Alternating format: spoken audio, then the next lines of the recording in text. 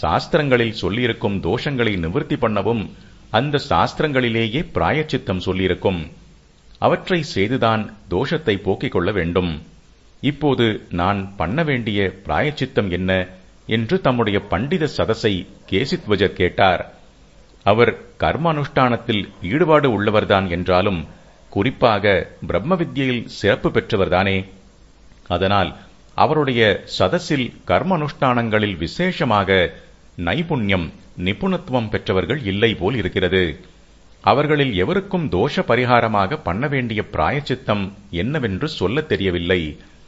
நம்முடைய பூர்வீகர்களுக்கு சத்திய பிரஜையும் வினயமும் ரொம்பவும் ஜாஸ்தி. அதனால் தங்களுக்கு தெரியாததை தெரியாது என்று ஒப்புக்கொண்டு யார் தெரிந்தவரோ அவரிடம் தயங்காமல் போய் தெரிந்து கொள்வார்கள். வேத உபனிஷத இதிகாச புராணங்களில் இப்படி அநேக எடுத்துக்காட்டுகள் பார்க்கலாம். இப்போது தங்களுக்கு தெரியாத பிராயச்சித்த சமாச்சாரம் கசேரு என்ற பிராமணோத்தமருக்கு தெரிந்திருக்கலாம் என்று நினைத்து அவரை கேட்டு பார்க்கச் சொன்னார்கள்.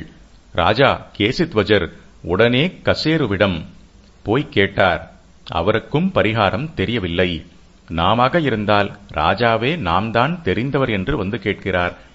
எதையாவது சொல்லி வைப்போமே என்று நினைப்போம். கசேரு அப்படி பண்ணவில்லை. எனக்கு தெரியவில்லை, பார்கவரை கேளும் என்று சொல்லிவிட்டார். கேசித்வஜர் பார்கவரிடம் போனார். அவர் எனக்கும் தெரியவில்லை, சுனகருக்கு தெரிந்திருக்கும், அவரிடம் போம் என்றார். நாமானால் கோவிந்த நாமாவே சர்வ பிராயச்சித்தம் என்று 3 தரம் சொல்லி கோவிந்தா என்று சொல்லிவிட்டு அதோடு விட்டிருப்போம்.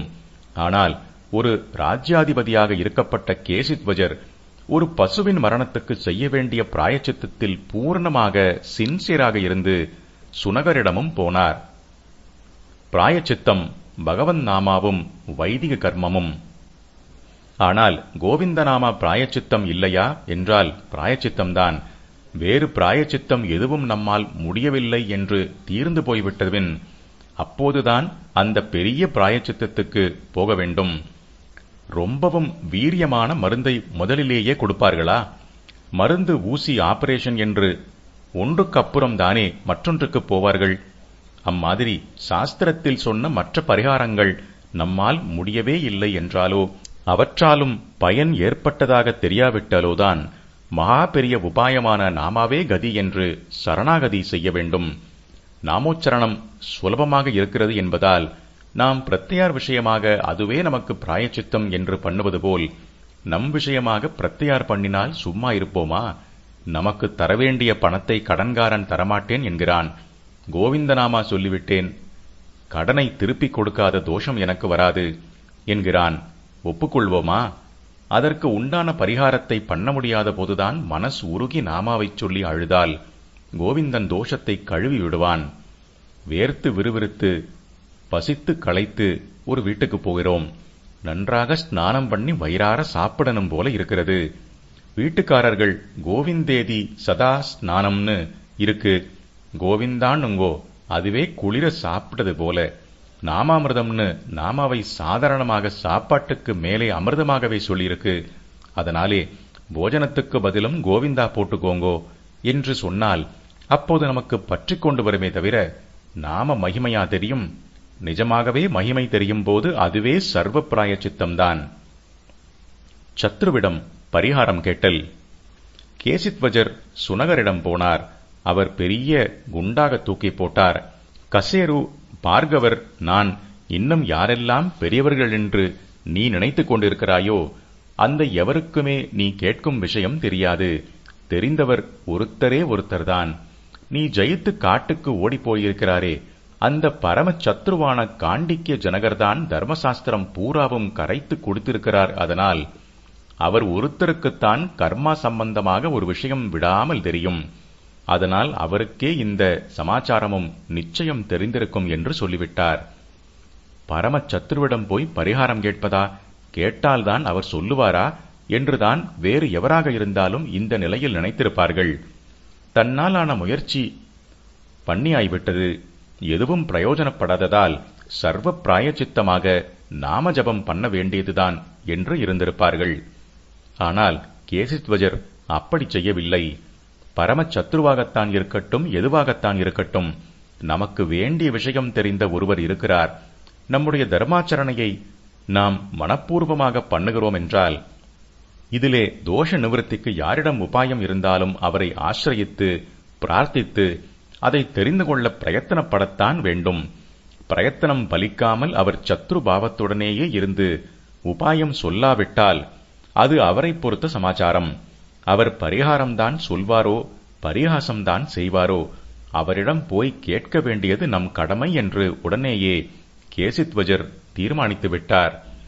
அதனால் சுனகரிடம், மகர்ஷே, நல்ல தகவல் கொடுத்தீர்கள், ரொம்பவும் நமஸ்காரம். விஷயம் கேட்டுக்கொள்வதற்காக காண்டிக்யனை தேடி இப்போதே காட்டுக்குப் போகிறேன். பரிவாரங்களோடு போனால் அங்கேயும் சிறைபிடித்து வதைக்க வந்துவிட்டேன் என்று நினைத்து அவன் ஓடி ஒளிந்து கொண்டு விடலாம். அதனால் நான் மட்டும் தனியாளாய் போகிறேன். தனியாய் நான் போவதால் என்னை அவன் கொன்று போட்டாலும் பரவாயில்லை. ஒரு யாகத்தின் பொருட்டு போய் உயிரை பலி கொடுத்தாலும் அப்போது அந்த யாகத்தை பூர்த்தி செய்த பலனே கிடைத்துவிடும். இப்போது பாதி யாகத்தில் பசு போய் அபூர்த்தியாய் நிற்கும் யாகத்தை இப்படி உயிர் கொடுத்துத்தான் நான் பூர்த்தி பண்ணியதாக இருக்கட்டும். அல்லது அவன் பிராயச்சித்த கர்மாவை சொல்லிக் கொடுத்தால் ரொம்ப நல்லது. அதை பண்ணி அப்புறம் யஜ்ஞத்தை பூர்த்தி செய்து விடுகிறேன் என்று சொல்லிவிட்டு கேசித்வஜர் அங்கே இருந்தே நேரே தான் மட்டும் ரதத்தில் ஏறிக்கொண்டு காட்டுக்குப் போனார். உயிரே போனாலும் போகட்டும் என்று ராஜாவாக இருக்கப்பட்ட ஒருவர் கர்ம அனுஷ்டானத்தில் இருந்த ஸ்ரத்தையினால் தனியாளாக காட்டுக்கு சத்ரு இருக்கும் இடத்துக்கு போனார்.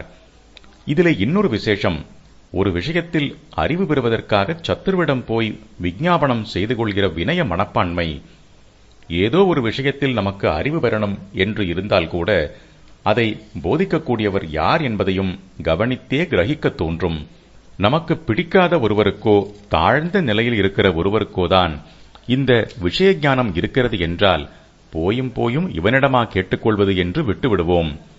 அப்படி கூடாது என்றுதான் திருவள்ளுவர் எப்பொருள் யார் யார் வாய் கேட்பினும் என்று சொன்னார். அந்த உசந்த மனோபாவத்தை கேசித்வஜர் கதையில் பார்க்கிறோம். யாகத்தை பாதியில் நிறுத்தித்தான் எப்படி கேசித்வஜர் பேர் பேராக அலைந்தது. யாகமென்றால் அது முடிந்து அவப்பிரத ஸ்நானம் என்பதை பண்ணும் வரையில் யாகத்தை செய்பவனான எஜமானன் தீட்சையுடனேயேதான் இருக்க வேண்டும். அதாவது க்ஷவரம் பண்ணிக்கொள்ளக்கூடாது. கிருஷ்ணாஜனம் என்று கருப்பு மான்தோல் உடுத்திக் கொள்ள வேண்டும். இன்னும் அநேக நியமங்கள். அரித்தால் கூட கையால் சொரிந்து கொள்ளாமல் மான் கொம்பால் தான் சொரிந்து கொள்ள வேண்டும் என்கிற மாதிரி. அந்தப்படி இப்போது தாடியும் மீசையும் மான் தோலுமாகத்தான் கேசித்வஜர் இருந்தார். இந்த கோலத்திலேயேதான் அவர் காட்டுக்குப் போனது. காட்டிலே காண்டிக்யரும் அவரது சின்ன பரிவாரமும் இருக்கும் இடத்தை கேசித்வஜர் கண்டுபிடித்து விட்டார்.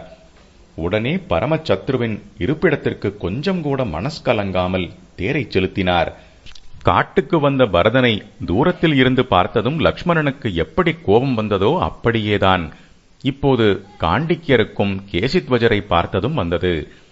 பரதன் பரிவாரத்தோடு வந்தது போல் இல்லாமல் இவர் தனியாக வந்தும் அவருக்கு ஏன் கோபம் வந்தது என்றால், ஏகாங்கியாக அவன் வருவதே ஒரு சூழ்ச்சிதான் என்று சந்தேகம் ஏற்பட்டதாலேயே கோபம் வந்தது.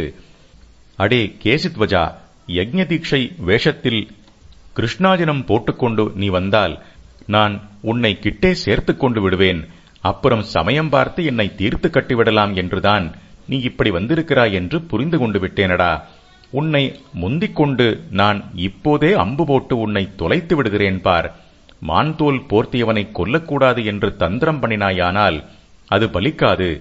இந்த தோலை போர்த்திக் கொண்டு உயிரோடு ஓடுகிற மானையே அடிக்க நமக்கு ராஜதர்மம் இடம் கொடுப்பதால் வேஷதாரியான உன்னையும் அந்த விதிப்படி வேட்டையாடுவேன் என்று காண்டிக்யர் கனகோபமாக நானேற்ற ஆரம்பித்தார்.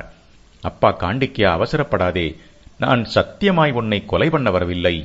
உனக்கு மட்டுமே தெரிந்ததான ஒரு தர்மசாஸ்திர சமாச்சாரம் கேட்டுக்கொண்டு போகத்தான் வந்திருக்கிறேன். நிராயுதபாணியாய் வந்திருக்கிறேன். அறிவு பிக்ஷை போட்டு உபகாரம் பண்ணப்பா. யஜ்ஞ பூர்த்திக்கு அவசியமான விஷயம் கேட்டு போக வந்தேன். அந்த விஷயம் தெரியாமலே போகுமானால் அபூர்ணமாக யஜ்ஞத்தை விடுவதை விட என் உயிரையே விடவும் தயாராக இருக்கிறேன். ஆகையால் நீ ஒன்று கோபத்தை விடு அல்லது பானத்தை விடு. இரண்டையும் வரவேற்கிறேன் என்று கேசித்வஜர் ரொம்பவும் உணர்ச்சியோடு கேட்டுக்கொண்டார். தமக்கு தெரிந்த ஒரு விஷயத்தை அறிந்து போகவே அவர் வந்திருப்பதாகச் சொன்ன மாத்திரத்தில் காண்டிக்யரின் சந்தேகமும் கோபமும் இருந்த இடம் தெரியாமல் ஓடிப்போய்விட்டன. இந்திய பண்பாடு, இந்தியன் கல்ச்சர் என்று இப்போது நிறைய பிரசங்கம் பண்ணுகிறோமே, பிரசங்கம் மாத்திரம் பண்ணுகிறோமே, அது வாஸ்தவத்தில் இதுதான். தன் உயிரே போவதாக இருந்தாலும் அறிவை எங்கிருந்தும் பெற பாடுபடுவது. அதே மாதிரிதான் தன் உயிரையே எடுக்கக்கூடியவனாக இருந்தாலும் அவன் சாஸ்திரப்படி தகுதி பெற்றவனாக இருந்தால் தனக்கு தெரிந்த அறிவை அவனுக்கு கொடுப்பது. இதுதான் இந்தியன் கல்ச்சர். நம்முடைய பண்பாடு அறிவிலே உயர்ந்த கலாச்சாரம் என்று லோகமெல்லாம் கொண்டாடும்படியாக வளர்ந்திருப்பதற்கு காரணம், தகுந்த பாத்திரம் கிடைத்தபோது அறிவை கொஞ்சம் கூட அடைத்து வைக்காமல் திறந்து விட்டதுதான். இதற்கு கான்வர்ஸாக இன்னொன்றும் சொல்ல வேண்டும். அபாத்திரத்திடம் அறிவு போனால் அதைவிட விபரீதமில்லை என்பதால் நம் பூர்வீகர்கள் இப்படிப்பட்டவர்களுக்கு தங்கள் உயிரே போனாலும் அறிவை கொடுக்க மாட்டார்கள்.